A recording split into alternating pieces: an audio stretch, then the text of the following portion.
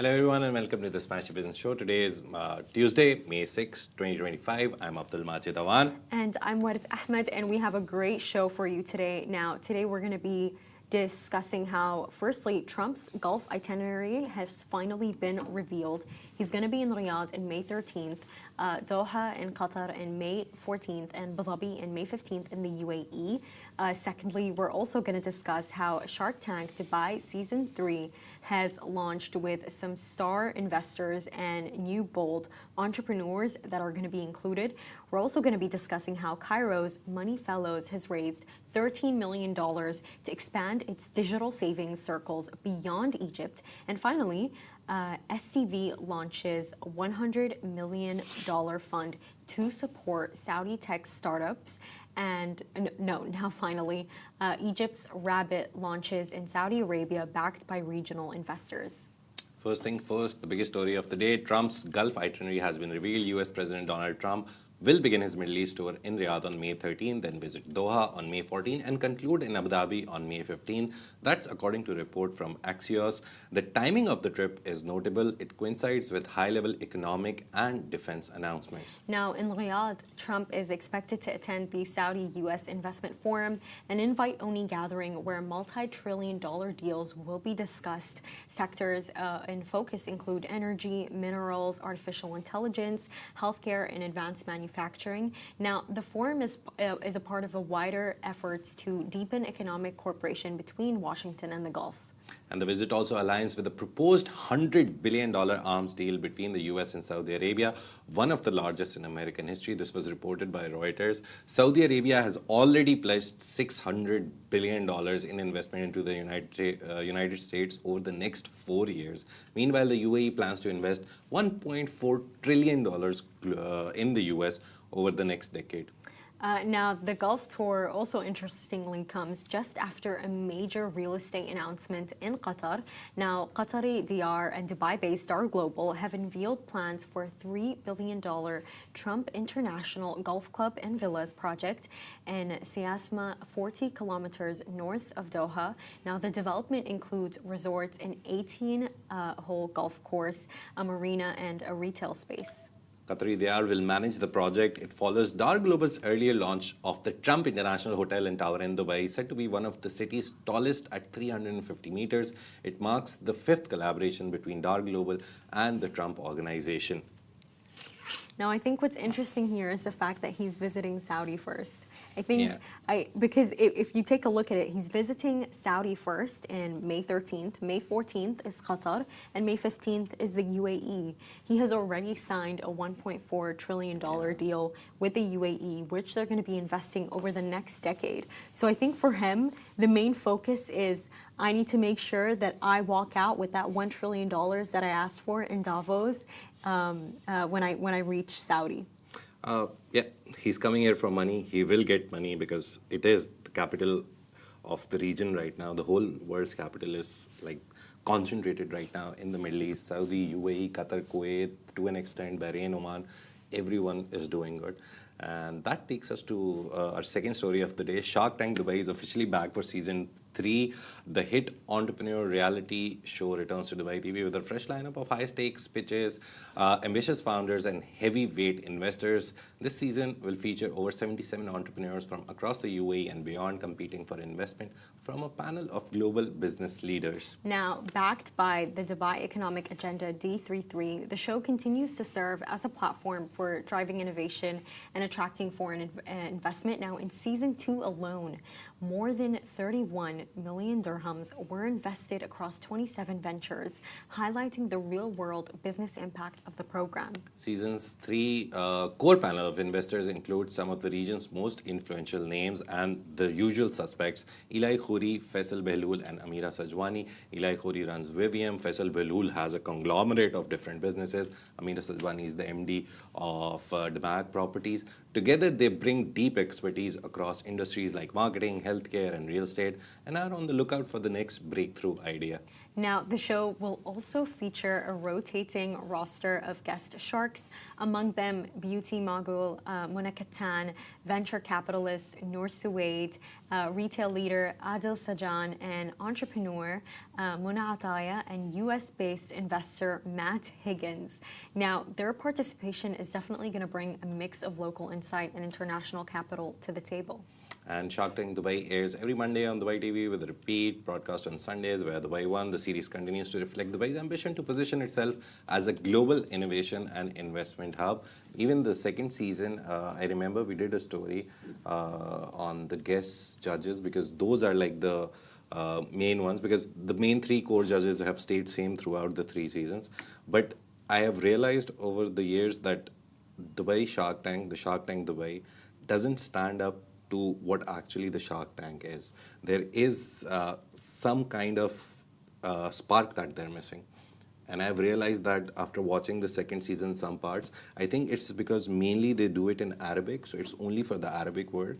But if they can do a dubbing version where they can dub everything in English. I think it has to do with distribution, Majid. Distribution, yeah, because also. I watched it, and if you, especially with Amira Sajwani, Yeah.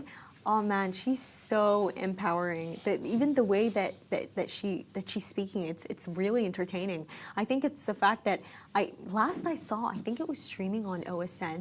It's the fact that it's not on places like Netflix. Yeah. I feel like these are the streaming services that people are using, and that's Most where of them people are watching things like subscription Dubai based. Bling. So if you don't have a subscription, you can't watch it. But there's this good thing that people take clips and put it on social media so you can see the main highlights. The only problem for me is the English dubbing. I think they should have, because it's very, sometimes it's very weird that Adil Sajan from Danube, he never speaks Arabic, he doesn't know Arabic. But in the show, all the judges are talking in Arabic, and then Adil Sajan starts speaking in English. So I think they need to find a sweet spot where the language barrier or what identity they want to carry. If they want to carry the English identity, the Arabic identity, even Adil Sajan's part should be at least dubbed in Arabic. So his part should be dubbed. So it becomes quite Even Matt complicated and Higgins. confusing for a person like me who wants to watch it, because it starts in Arabic and I'm like, okay, where's the subtitles? And then as soon as I go forward, sometimes I'm like, okay, I understand this guy is saying this. But then I again go to the subtitles. So visually, it's not that appealing also, because I have to go from subtitles to listening to the person to subtitles.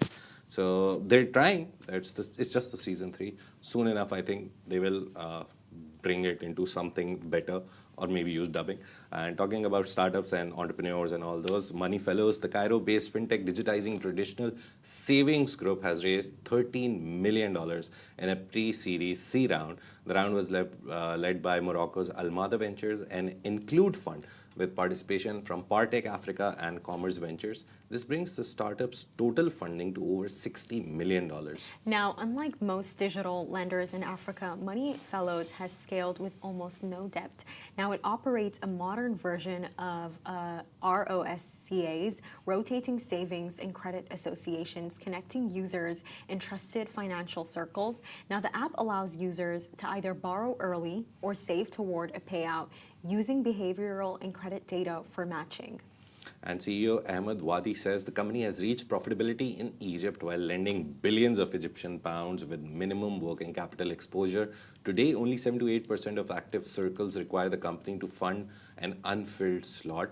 This lean model has fueled rapid growth, with user numbers now topping 8.5 million users.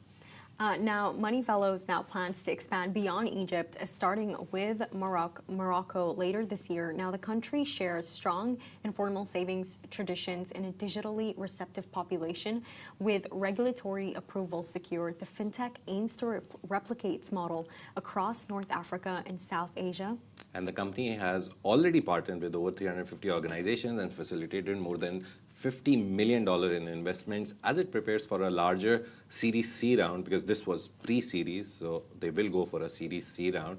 MoneyFellows is also developing new products, including cards, insurance, and remittances, stepping into the territory of Egypt's top digital banks. I really feel like I need to explain this to you guys, but basically, what MoneyFellows is doing is, imagine it like this. There's 10 people, and those 10 people, every single one of them is giving $1,000. If it's 10 people, that's $10,000. Every single month, one person out of those 10 people receives that $10,000. Yeah. And that's basically how it works. And I think, MoneyFellows, Majid, it's such a beautiful story because it's such a traditional way of borrowing debt. In Sudan, in my home country, they call it a khatta. In Jordan, in Egypt, I believe they call it a jam'iyya. But It's it also has. common in Asia. We call it committee. Oh. Yeah, so it's a very common concept, but the good thing is that they've taken it and they've digitized it into an app. Which is so Yeah. interesting. And I know you're all asking, like, how exactly does that look like? But basically, you can go on their app and you can pair with a bunch of people. And, I know a lot of people who actually struggle to find their own khatta, their own raska, as what they're calling it. But, it gives you, so if you want to join one with 30 people where you each get $30,000 every single month, you can get that. Or if you want to receive $1,000, it really depends. And, even the amounts that you're giving, they'll pair you up with people who agree with you on that. And what's interesting about the app is that it analyzes behavior.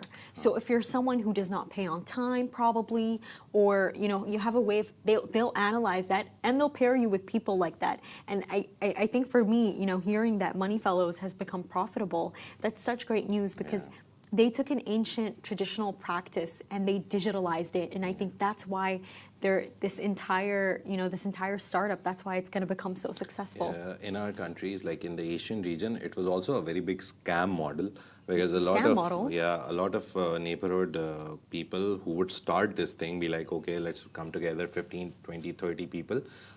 They would bring together people, and usually they were a very important person in the community. They would bring everyone, and then they will like, okay, everyone, let's start a committee, and then they'll start a committee, and that person will run away with the money as soon as everyone pays. So this digitizing is good because there is behavioral checks. So if someone is doing it, obviously you have an overlord who the app, the publishers of the app who are looking at it. And I was reading this part in the script where it says that sometimes there is, if it's a 10 people pool and one person is missing or one person skips out or anything, the company itself adds that part. So it's very interesting that the company is also lending money. I feel like there's so much goodwill in that they're not willing to let people feel that effect. And I think that's why it makes this the entire idea of, I'm just going to call it a khatta because that's what I'm used to. It makes the idea better because I had this aunt, Majid, before the civil war in Sudan began. She was a part of one where they were all giving money and, they were receiving it. And she chose to be I would never choose that, but she chose to be the last person, a part of the group, to receive the money. So everyone else received it. But guess what happened? The war came, the banks had everyone's gold and money. They didn't have money and they said, we're really sorry, like we can't give you the last of our savings. And she said that I couldn't even be mad at them because I get it, war is war. So I think with apps like these, they protect against things like that happening, where they can pair you with people who their circumstances can allow them to perpetually give you that money and you don't have to, suffer the risk. Nice way of raising loans. I bought my first car through this. So if I needed a 500,000 for the car, and I went into a committee, and they actually in our culture it's a chit. So they write all the names and they just pick a chit. So first is first, second is second. So you don't get a say, but you can swap your numbers. So if you're like third and someone is ninth, you can swap your chits. It's not a problem. But they take out chits, so it's all on chance who will get the first and who will get the last. But it's a very nice way of financing if you want to buy something. I wanted to buy a car. If I would have gone to a bank, I would have to pay nearly 10-15% interest on it. So it was better that I collected money this way. So yeah, interest-free money also. So it's quite Sharia compliant as well. It's a very nice idea, to be honest. Coming out of Egypt again, we always talk about UAE and Saudi startups, but Egypt is also doing very innovative, very new things. But let's go back to Saudi Arabia. And Saudi Arabia's leading venture capital firm, STV, has launched a new 100 million fund aimed at accelerating the growth of local tech startups. The initiative forms part of a wider strategy to empower Saudi's tech ecosystem and align with the kingdom's Vision 2030 goals. Now, unlike traditional funding models, this new fund provides capital without taking equity from the founders. Now, backed by SAB Invest's Alternative Financing Fund, the National Technology Development Program, and several prominent family offices, the move is seen as a bold step to nurture innovation while keeping control in the hands of entrepreneurs. And this fund is part of STV's broader Total Growth platform, which was launched at Leap 23 conference in Riyadh. The platform began with $150 million in backing and now combines both equity and debt financing to offer startups flexible funding tailored to their growth stage. Now, a key highlight of the initiative is Tamanni, a Sharia-compliant, non-dilutive loan product. Now, Tanammi allows founders to raise capital without giving up ownership, a move expected to attract a broader range of tech entrepreneurs seeking sustainable growth within the region. And Abdul Rahman Tarabzuni, founder and CEO of STV, said the new phase builds on 5 years of backing standout startups in Saudi Arabia. With STV Total Growth, the firm is expanding its impact, combining financial muscle with industry know-how to help tech companies grow regionally and globally. And I think funds like these, they're so necessary. But, you know, this just brought a topic to my mind, Majid. Like, I want to ask, like, what do you think about this? Lately, I've been reading a lot, and there are a lot of people who are against how, you know, it seems to be that the business world is always championing startups that are actually losing money and have negative balance sheets that are going concern, but they seem to be encouraging them. They seem to be proud of them. And, you know, I have a friend, they work for this company, and this company, it's like a startup, you know, they've had multiple rounds and they've raised money, but the model is failing. It's secretly failing, but the founder is not even aware of it. So with things like, what do you think about that? My idea is negative flows are very common, to be honest, across the globe, but they're very common in very high-level growth and very high-level startups, which are at Series D, C, or nearly becoming a unicorn. Because whatever they're earning, they're trying to reinvest into new products, new markets, whatever. So negative inflows, it says negative, but it doesn't mean negative in the traditional sense. But if you're a quick new startup, 1 year old, you just raised pre-seed or maybe seed money, I don't think you should have a negative flow of money, because it shows that whatever you're trying to do hasn't gained traction. Customers don't want it, or you haven't tapped the market properly, haven't marketed the product properly. So yeah, there's like 100 problems that I can think of because of negative cash flow. Like, I don't have enough money in the bank and I'm going in debt, I'm going in this. So if you're starting something, the best idea is to always, best thing that you can do is be at break even. You earn 1 million, you spend 1 million. But if you're a very large startup, negative cash flow actually means that you're doing something. Whatever money is coming in, you're trying to build it and make it bigger and better. You're trying to reach the billion mark or whatever mark you want, whatever evaluation you want for your company. So yeah, very two-edged sword. No idea what startups we're talking about here. Is this a new startup? Like 1 year old, 2 year old? No, it's been around for like 5 to 6 years. Oh, 5 to 6 years, they've matured. They are a startup. We ourselves, we are 10 years old this August, Augustus Media. We still are call ourselves startup, really? Because we have the startup mentality. We still want to grow. We can grow. We have the ability and the potential and the chance to grow. So startups can be startups for like 20 years also. But again, 5 years is a very good time, I think, to show you if your startup will work or not.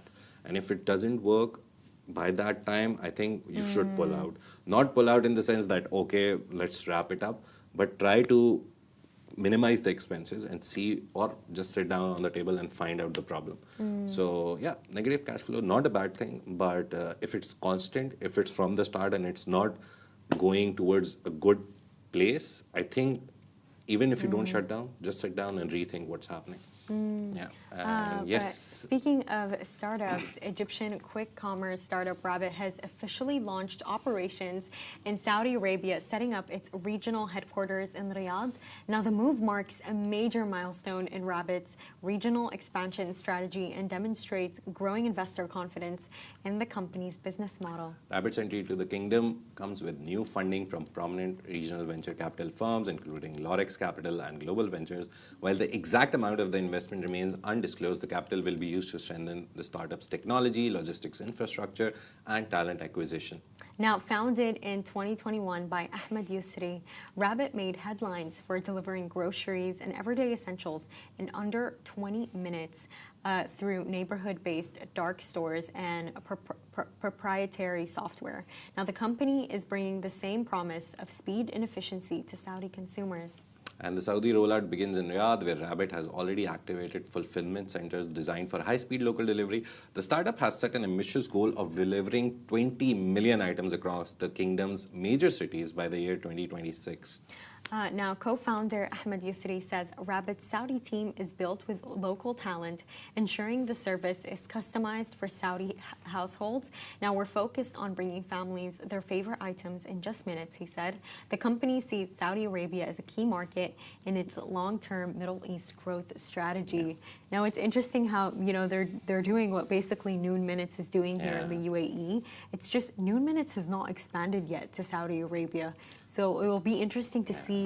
I do think it will expand. Yeah. Definitely an expansion will come there. 50% they're owned by PIF, so obviously they will. Noon is available there, but Noon Minutes is not. Noon itself is their food delivery. The main thing is they're going into a very saturated market where there's this Chinese giant, Meituan, and they have their subsidiary Keeta there. They have Hunger Station, they have Delivery Hero back. There's like so many players. There's a UK startup which recently came to... Keeta is not UK. Keeta is Chinese. It's owned by Meituan, the Chinese. There's a UK-based startup which recently came to UAE, and in their whole thing, they said that they want to go next to Saudi Arabia. The problem with Saudi Arabia right now is there's so many players. The market is so difficult to get in. I remember we talked about the Keeta and Meituan story on the show as well. They're doing really well in Saudi, and it's by dropping their prices. It's aggressive marketing. It's all aggressive marketing. If Delivery Hero or Hunger Station or anyone is giving it to them for like 5 dirhams of delivery, they're like, okay, we'll give it to you for 2 dirhams or 2 riyals of delivery in Saudi Arabia. So that's aggressive marketing. But we also talked about that it's not sustainable over long periods. You will lose money. You will gain a greater share of the market, but that means you'll lose a lot of money as well, because operations, bikes, petrols, the drivers' salaries, this is like just one aspect. There's like hundreds of things. The dark stores that they're talking about, that's a very nice concept which recently, like nearly 8 to 10 years ago, came into light, and Noon also uses that. That is why whenever you order from Noon, if it says 13 minutes, that guy will be there in 10 minutes, because there's is supposed to be a dark store. I don't know what the general trend is, but whatever I've read on it, that every 20 kilometers they have a dark store. So every 20 kilometers, and they're bringing it down rapidly. So dark stores are like stores where you can't go and shop. It's just a store with all the essentials in fridge and everywhere. So drivers are there, Noon drivers are sitting there. I remember one of them was under my office in Opal Tower in Business Bay. So whenever I used to come down, I would see like 30, 40 Noon drivers sitting there waiting for their order. So it's a very nice concept. But again, everyone has now started doing it. It's not novel. So it's almost like time is what's going to distinguish them. I remember, but I don't think time will even do it. Everyone is delivering quick now, because Q-commerce is so common now that everyone is delivering on time and with speed. You know what's actually really interesting is when you take a look at the results of who's actually doing the best in terms of quick e-commerce here in the UAE. Number one is Talabat. Now, Talabat is actually holding 46% of orders in the UAE with the most massive user base. And then second, after that, you have Deliveroo. They take up about 25% of orders and 32% of revenue. But what distinguishes Deliveroo from Talabat is that Deliveroo has very high spending customers, and I think it's because of the basket of luxury clients that Deliveroo attracts. You have Fix Chocolate, which only sell with them. So I see that. And then thirdly, right after that, you have Kareem. And the reason for this, and I was extremely surprised, by the way, because I'm mainly a Kareem user. I don't like Talabat. And I don't think anyone likes Talabat at this point. no, but imagine it takes up 46% of the market. And when you actually take a look at it and you analyze it, the reason is clear. You know, Kareem is not making as much revenue as Talabat is because what does Kareem do? If you go on Kareem, have you noticed 50% off, you know, Okay, yeah. 30% off for exclusive members? Even if you're not even a member, they always give discounts. Yeah. Like that's a scheme that they rely on. Constant discounts and over time you will not make revenue out of that because you're losing money. So you know you can't always accommodate in that sense. But with Talabat, they don't have that many discounts. With Deliveroo, I think what drives their revenue is because they sell expensive products. I've noticed that every single like new bakeries, expensive They're bakeries in always on town, Deliveroo. they're on Deliveroo. Yeah. So And they charge a good amount. They're not It makes cheap, sense. like, okay, 2 dirhams, 5 dirhams, 7 dirhams. I think the problem with Noon, what I've seen, because I'm a very avid Noon user, and since we're talking about it, the only problem that I see with Noon is some of the restaurants are not there. So sometimes if my wife wants to eat something and she knows a specific restaurant, I look at it, it's not there, it's on Talabat. So I think if you talk about, if you break it down into parts, I think quick commerce still Noon will have a bigger market. But yeah, food delivery, if you talk about specifically food delivery, Talabat has a bigger menu of restaurants you can order from. So I think they win because of that. And that is why I think Noon also, they're spending more money on minutes. They're spending more power on minutes. I remember Rich went to FII 8. He sent us a video of the person who's the CEO right now or someone. He was talking about exactly this point that Noon Minutes, as soon as we launched it, it beat the food business in just 6 months. So our revenue in 6 months from Noon Minutes was more than food. So it shows you that there was a small gap in the market, small place in the market, and Noon tapped it. But now Noon, if they want to grow their food business, they will have to beat Talabat, and they need more restaurant listing. And I don't know how they will do it, but they will try to do it. they obviously. definitely will. And that's a wrap for today. Thank you so much for tuning into the Smashi Business Show. Make sure to follow us across all social media channels at Smashi Business and stay ahead with our daily newsletter. You'll find the subscription link in the description. This has been a Smashi Business Show, a Smashi Business production, part of the Augustus Media Podcast Network. A big shout out to our 1.6 million monthly listeners across all platforms. You make this possible. If you're one of them, we appreciate you. Thank you very much. Take care. See you tomorrow.